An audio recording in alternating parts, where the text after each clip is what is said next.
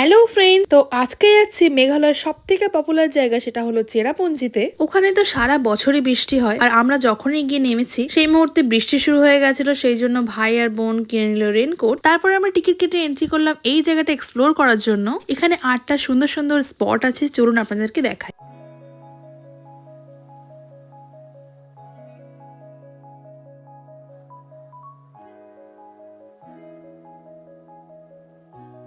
আর আমার তো এই কেভটার মধ্যে দিয়ে যাওয়ার সময় ভীষণই ভয় পাচ্ছিল, কারণ আমার আম্মি আমাকে ভিডিও করে দিচ্ছে। কারণ এই কেভের মধ্যে অনেক উঁচু নিচু জায়গা আছে এবং চারিদিকে জল পড়ে আছে। অবশ্য ভিডিওটা আমি করতে বলিনি, আমার আম্মি জোর করেই করে দিচ্ছিল, বলছিল চল আমি করে দিচ্ছি, কোনো প্রবলেম হবে না। তো দেখুন জায়গাটা কত অ্যাডভেঞ্চারাস।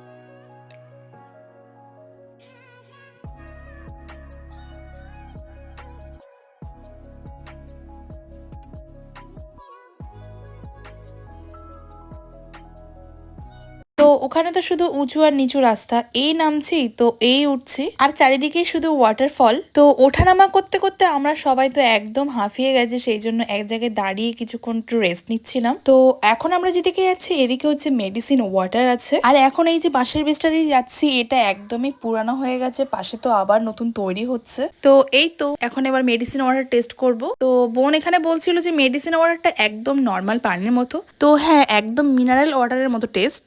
তো এখানে তো এই বৃষ্টি এই মেঘ চারিদিকে এখন তো একদম মেঘে ভরে গেছে। তো এই জায়গাটার কথা কি আর বলবো, এত ভালো লেগেছে। মেঘালয়ের মধ্যে সব থেকে বেস্ট লেগেছে এই চেরাপুঞ্জি। আমাদের যদি টাইম থাকতো তাহলে আমরা আরো 2টো রাত ওখানে স্টে করতাম, এতই সুন্দর ওই জায়গা। তো আপনারা মেঘালয় গেলে মাস্ট চেরাপুঞ্জি ভিজিট করবেন। তো আজকের এই পর্যন্ত, নেক্সট ব্লগের জন্য আমাকে ফলো করুন। আল্লাহ হাফেজ।